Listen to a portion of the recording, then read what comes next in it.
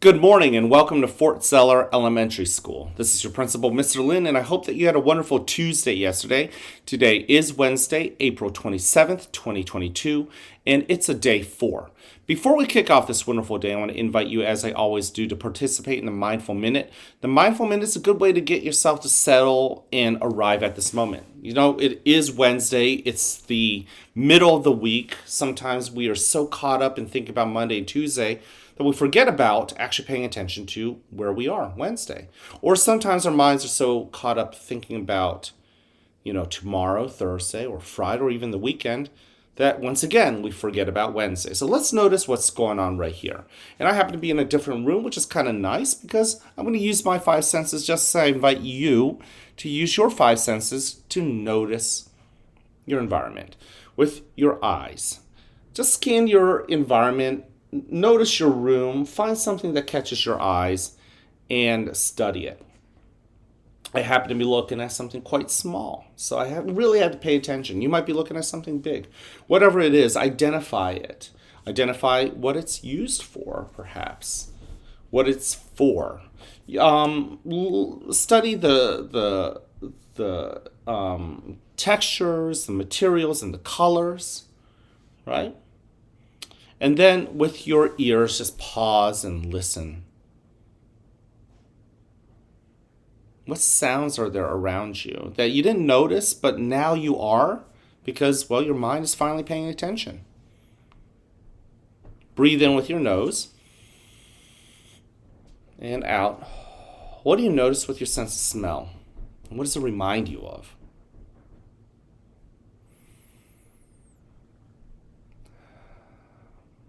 And finally, with your skin, what do you feel with your skin? Again, maybe it's just your clothing. Maybe you're feeling the air. Maybe it's the wind. Maybe it's the humidity, right? Maybe you have an itch, on your skin. What do you feel? All right. And then let's move on to the breathing technique. Now, I am going to continue to use the smelling of the flower and the blowing of the candle just because I feel like it. You can use whatever breathing technique works for you. Yesterday, I was walking around the cafeteria at lunchtime and I was talking to some first graders all at the same table.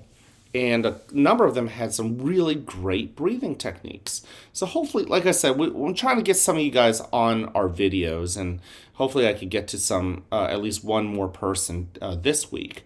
But for now, I'm going to go back to a classic. You can use whatever breathing technique works for you, but start with just noticing your body, noticing the seat holding you up. I like to close my eyes. You don't have to, but go ahead and take that first breath in. Fill your belly full of air, and slowly let it out. Now, if you did it like how I did it, that might have been a little bit too fast. So let's just slow down now. Breathe in with your nose. Fill your belly full of air, and then slowly this time, let it out. Notice your shoulders, notice your belly as it deflates. Notice yourself sinking and settling into your chair. Breathe in again. Think about your brain and your mind. And as you breathe out, note that if it is thinking about anything else but what is going on here and now, just draw its attention back to this moment. Go ahead and breathe in again. Scan your body, starting with your toes. Breathe out. And the rest of your feet and your ankles and your knees. Breathe in again. Notice your hips, your lower back, and your belly as it gets filled even more with air. And then slowly let it out. Notice your chest and your shoulders and your arms. As you breathe in again, notice your neck, and balancing on top of your neck, the rest of your head. Then, as you breathe out, think about your heart and everything inside of you. What emotions or feelings have you brought to school today? Breathe in, identify them, and notice that if those feelings might be pleasant or unpleasant.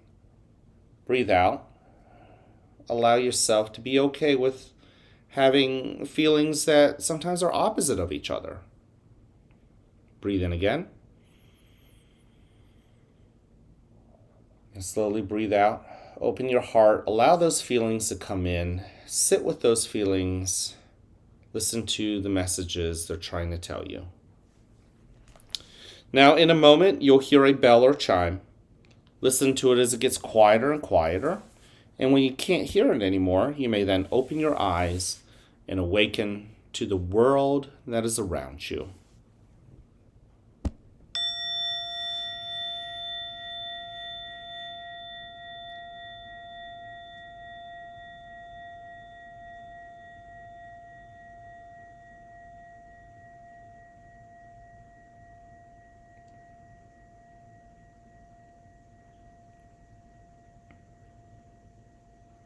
Welcome to a new day right here at the Fort, where you are loved, where you are cared for, and where we want you to succeed. Now, whether you have a great day or not is ultimately your choice. So choose wisely, work at it, and yes, enjoy the rewards. At this moment, please stand and face the flag for the Pledge of Allegiance. I pledge allegiance to the flag of the United States of America, and to the republic for which it stands, one nation, under God, indivisible, with liberty and justice for all. Thank you. Go ahead and take a seat. I want to thank you, offer gratitude to each of you guys who continues to practice a mindful minute with me. There are some blessings that are around us. And you and I and everyone who practiced this mindful minute, we got to experience something special. We actually got to notice those blessings. Now remember, we have 3 expectations here at the school. Number 1, show that you're respectful to yourself and others. Use your eyes, use your ears. If you're paying attention to me right now on the screen, well, guess what? You're showing me that respect. Thank you. And when it is your turn to talk, when it's your turn to express yourself and share ideas, guess what? Mr. Lin and your teachers, your friends need to use their ears and their eyes and give you that same respect. Be respectful to yourself. Show integrity. Do the right things even if no one else saw it, right? Or if no one else is going to see it. You know you did the right thing. And at the end of the day, when you think about what you've done, hopefully you're proud. Also show that you're responsible. I talked to another student yesterday, second grade boy, about self-control, right? He had gotten really frustrated and had thrown something, and you have to use your hands to throw something, but our hands are built to perhaps throw things, but instead of hurtful things, our hands can be controlled and be made to be more responsible.